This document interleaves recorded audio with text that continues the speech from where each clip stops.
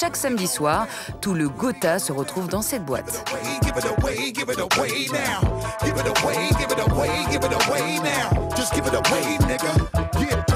Ce sont tous des habitués du Whisky Mist. Dans la panoplie des stars, le champagne. Et dans ce genre de soirée, il coule à flot. Un marché très disputé puisqu'il en existe plus d'une centaine de marques. Et pourtant, un nouveau venu compte bien se faire une place au soleil. Il s'appelle Jean-Christophe. Et si ce n'est pas un danseur hors pair, c'est un homme d'affaires averti.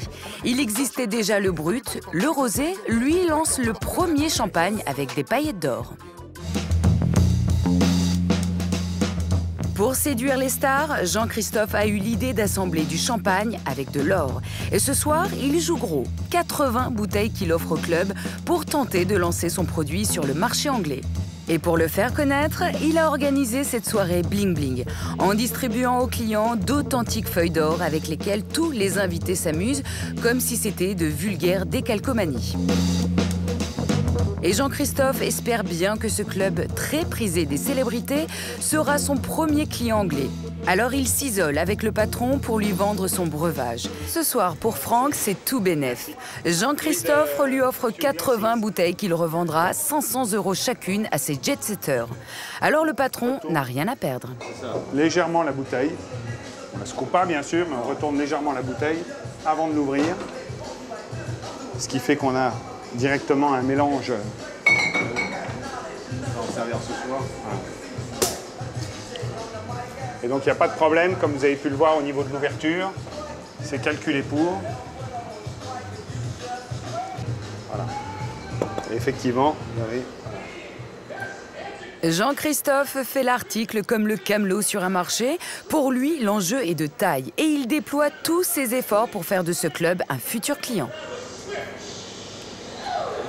C'est un produit qui peut très facilement se vendre dans les nightclubs en fait. Le seul problème de la nuit avec le champagne, c'est que les gens achètent ce qu'ils entendent, ce qu'ils connaissent. Bien sûr. Il faut que ça soit très connu. Bien sûr. Et c'est pour ça qu'on travaille pour se faire connaître. Oui. Ouais. Pour se faire de la pub, Jean-Christophe avait invité plein de stars. Et pour l'instant, aucune n'est arrivée. Depuis 5 ans, Jean-Christophe surfe sur la boisson des riches avec une idée qui ne coûte pas cher et qui rapporte gros. Il est minuit. Dans la boîte de nuit londonienne, la fête bat son plein. Les 80 bouteilles apportées par Jean-Christophe sont vides depuis bien longtemps. Sa soirée de lancement bling bling aux feuilles d'or est une réussite. Sauf que les stars ont déclaré forfait. Mais Jean-Christophe fait bonne figure.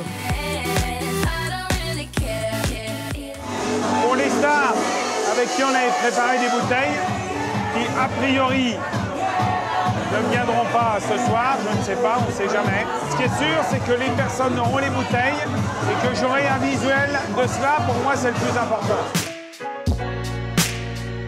Les stars. Jean-Christophe parviendra tout de même à utiliser leur image pour rameuter d'autres stars et faire connaître sa marque de champagne inédit. C'est la clé de sa réussite.